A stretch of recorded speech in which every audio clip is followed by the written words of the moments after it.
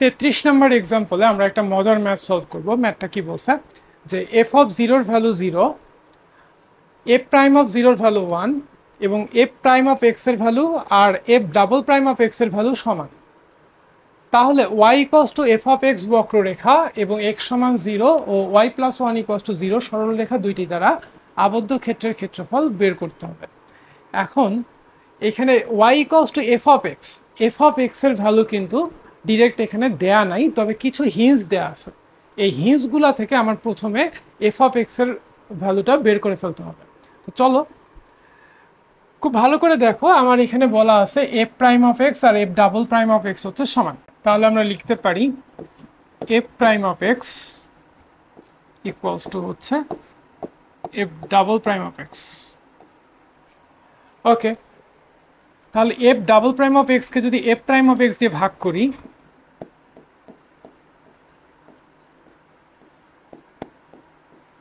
যেহেতু দুইটা সমান তাহলে তাদের ভাগফল হবে 1। এখন আমি দুই সাইডে যদি ইন্টিগ্রেশন করি,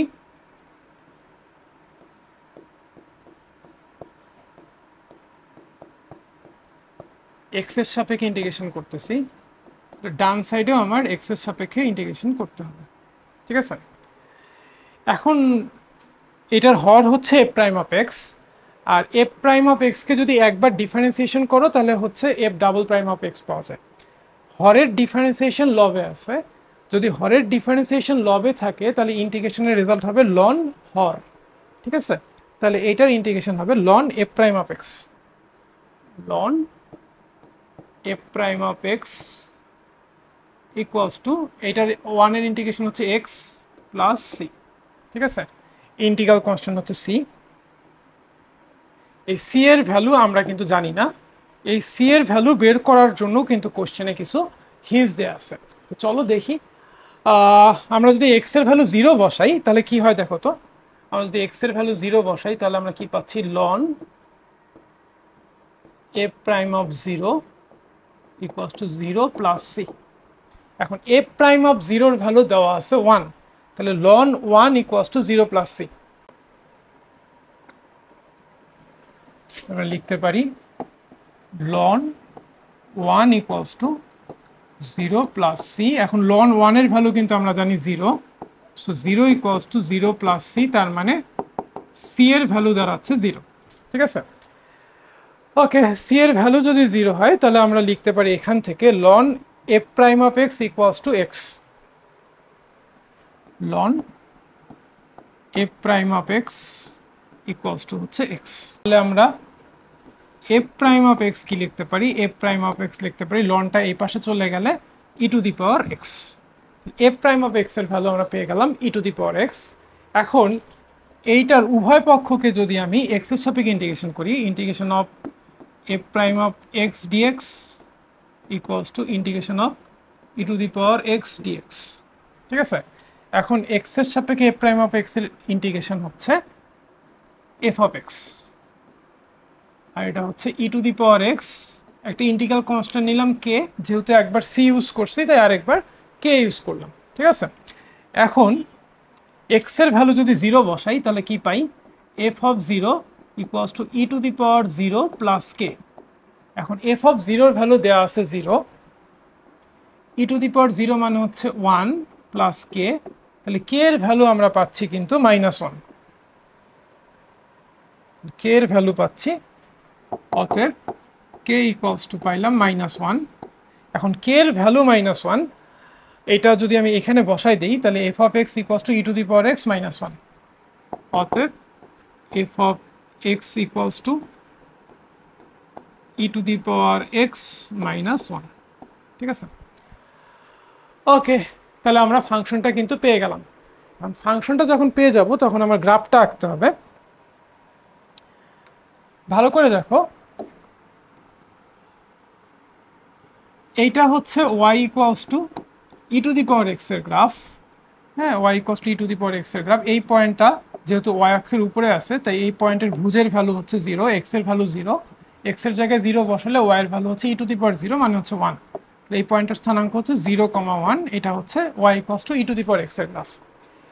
ওকে, এটা এক্স অক্ষ আর এটা y অক্ষ। এখন মনে রাখবা কোনো একটা ফাংশনের ইকুয়েশনে যখন এক্স এর জায়গায় এক্স মাইনাস সামথিং লেখা হয় তখন গ্রাফটা সামথিং পরিমাণ ডান দিকে শিফট করে। হ্যাঁ, যদি এক্স এর জায়গায় এক্স মাইনাস 10 লিখি তাহলে এই গ্রাফটা 10 ঘর ডানে শিফট করবে। একইভাবে কোনো একটা ফাংশনের ইকুয়েশনে যদি ওয়াই এর জায়গায় ওয়াই মাইনাস 10 লেখো তাহলে গ্রাফটা 10 ঘর উপরে শিফট করবে। এক্স এর জায়গায় এক্স মাইনাস 10 লিখলে 10 ঘর ডানে শিফট করে, ওয়াই এর জায়গায় ওয়াই মাইনাস 10 লিখলে 10 ঘর উপরে শিফট করে। আবার খুব ভালো করে মনে রাখবা, এক্স এর জায়গায় যদি এক্স প্লাস 10 লেখো তাহলে 10 ঘর বায়ে শিফট করবে, ওয়াই এর জায়গায় যদি ওয়াই প্লাস 10 লেখো তাহলে 10 ঘর নিচে শিফট করবে। একইভাবে ওয়াই এর জায়গায় যদি ওয়াই প্লাস 1 লেখো তাহলে গ্রাফটা 1 ঘর নিচে শিফট করবে। এই গ্রাফটা ইকুয়েশন হচ্ছে y equals to e to the power x. আমি যদি y plus 1 equals to e to the power x এর গ্রাফটা বের করতে চাই তাহলে গ্রাফটা এরকমই হবে, কিন্তু প্রত্যেকটা পয়েন্ট 1 ঘর নিচে শিফট করবে। যেমন এই পয়েন্টটা চলে আসবে এইখানে, 1 ঘর নিচে শিফট করলো, এই পয়েন্টটা চলে আসবে এইখানে, প্রত্যেকটা পয়েন্ট 1 ঘর করে নিচে চলে আসবে প্রত্যেকটা পয়েন্ট। ঠিক আছে, তাহলে গ্রাফটা হবে হচ্ছে আমার এইরকম। তাহলে এটা কার equation? y plus 1 equals to e to the power x, আর এইটা মানেই কিন্তু y equals to e to the power x minus 1। ঠিক আছে, ওকে, তাহলে আমি এবার ক্লিয়ারলি ছবিটা আঁকি।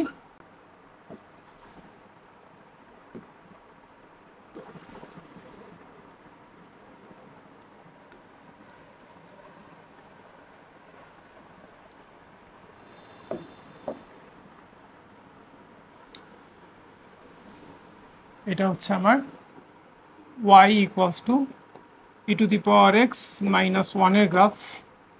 ঠিক আছে, এবার আমার লাগবে হচ্ছে x equals two 1। X equals two 1, এই গ্রাফটা হচ্ছে একটা সরলরেখা এবং সরলরেখাটা হচ্ছে ওয়াই অক্ষের সমান্তরাল সরলরেখা। তাহলে সরলরেখাটা কীরকম? সরলরেখাটা হচ্ছে এরকম, এক্স ইকুয়ালস টু 1 সরলরেখা। ঠিক আছে, ওকে, আর y প্লাস 1 ইকুয়ালস টু 0, এটা হচ্ছে এক্স অক্ষের সমান্তরাল সরলরেখা যার y এর ভ্যালু -1। হ্যাঁ,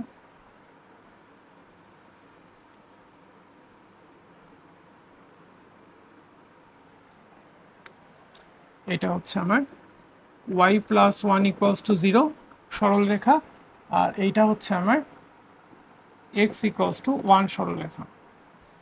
তাহলে এবার দেখো কোশ্চেনটা কি বলছে, y equals to f of x, that means y equals to e to the power x minus 1, তারপরে হচ্ছে এক্স ইকুয়ালস টু 1 রেখা এবং y প্লাস 1 ইকুয়ালস টু 0 রেখা। হ্যাঁ, এই গ্রাফটা এই সরলরেখা এবং এই সরলরেখা দ্বারা আবদ্ধ ক্ষেত্রের ক্ষেত্রফল বের করতে হবে। আবদ্ধ ক্ষেত্রটা আগে মার্ক করে ফেলি। আবদ্ধ ক্ষেত্রটা হচ্ছে এতটুকু এবং একই সাথে এই অংশটা, ঠিক আছে, ওকে। আবদ্ধ ক্ষেত্রটাকে এ দিয়ে ডিনোট করলে এ ইকুয়ালস টু কি লেখা যাবে? আমি যদি এই বক্ররেখাটাকে এইটাকে ইন্টিগ্রেট করি e to the power x minus 1কে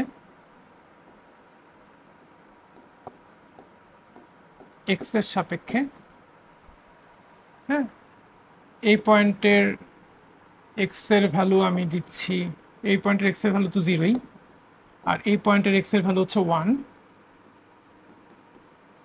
0 থেকে 1 এর মধ্যে। তাহলে কিন্তু ভাইয়া এই লাল কালিতে দাগানো যে অংশটা, এক্স অক্ষের উপরের যে আবদ্ধ অংশটা, হ্যাঁ, এই আবদ্ধ অংশটার ক্ষেত্রফল পাওয়া যায়, এই অংশটার ক্ষেত্রফল পাওয়া যায়। ঠিক আছে, এবার এই নিচের অংশটার ক্ষেত্রফল পাওয়ার জন্য আমার এই লাইনটাকে ইন্টিগ্রেট করতে হবে। এই লাইনটার ওয়াইয়ের ভ্যালু কত? ওয়াইয়ের ভ্যালু হচ্ছে -1।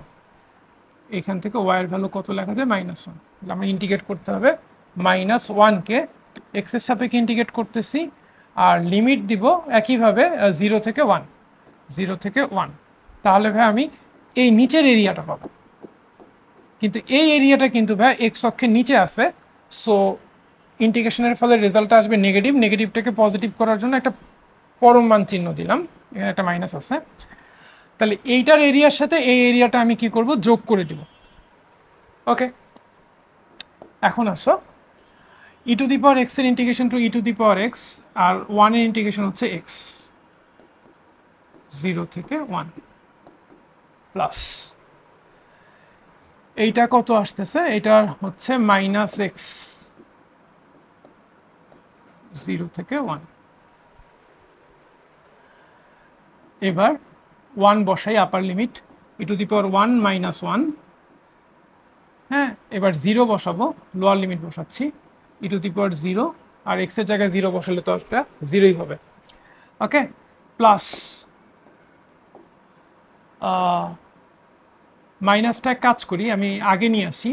হ্যাঁ, মাইনাসটা আগে নিয়ে এসে এক্স এর জায়গায় 1 minus 0, upper limit lower limit বসালাম, তাহলে কত থাকতেছে e minus 1 minus e to the power 0, e to the power 0 এর ভ্যালু হচ্ছে 1, আর এইখানে থাকতেছে হচ্ছে মাইনাস 1, কিন্তু পরম মান আছে তাই মাইনাস 1টা হয়ে যাবে প্লাস 1। তাহলে এই একটা মাইনাস 1 আর প্লাস 1 কাটলে থাকতেছে হচ্ছে ই মাইনাস 1। ওকে, তাহলে আবদ্ধ ক্ষেত্রের ক্ষেত্রফল হবে হচ্ছে ই মাইনাস 1 বর্গ একক। তো ম্যাথটা কেমন লাগলো একটু দেখে ফেলো, খুব সুন্দর একটা ম্যাথ, মজার একটা ম্যাথ, একটু এক্সেপশনাল ম্যাথ। ম্যাথটা কেমন লাগলো কমেন্টে আমাকে জানাই দিবা। আর আমার ইউটিউব চ্যানেল লার্ন উইথ সৌরভের যে এরিয়া উইথ ইন্টিগ্রেশন প্লেলিস্ট, এই প্লেলিস্টের সবগুলো ভিডিও যারা যারা দেখছো তারা একটু কমেন্টে জানাই দিবা, এবং যারা যারা সবগুলো ভিডিও দেখছো এখানে তোমরা খেয়াল করে দেখবা এই ভিডিওগুলোতে কিন্তু আমার একদম ইন্টিগ্রেশনের সাহায্যে ক্ষেত্রফল বের করার বেসিক থেকে অ্যাডভান্স পর্যন্ত অনেক ম্যাথ আমি করাইছি। হ্যাঁ, প্রায় 33টা ম্যাথ করাইছি ইন টোটাল সোফার। আর হচ্ছে এই 33টা ম্যাথ যদি তুমি ঠিকঠাক মতো বুঝে থাকো, ঠিকঠাক মতো প্র্যাকটিস করো, তাহলে আমি আশা করি তুমি এইচএসসি এক্সামে ইন্টিগ্রেশনের সাথে ক্ষেত্রফল নির্ণয়ের ম্যাথে কখনোই আটকাবা না। ইভেন বুয়েট অ্যাডমিশন টেস্ট বলো, সিকে রুয়েটের অ্যাডমিশন টেস্ট বলো, ঢাকা ইউনিভার্সিটির অ্যাডমিশন টেস্ট বলো, বাংলাদেশের যে কোনো পাবলিক ইউনিভার্সিটি বা প্রাইভেট ইউনিভার্সিটির অ্যাডমিশন টেস্ট বলো, তোমার কাছে এরিয়া বের করার ম্যাথ অনেক বেশি ইজি লাগবে এবং অনেক কনফিডেন্ট থাকবা। তাহলে এই পর্যন্তই, সবার জন্য শুভকামনা।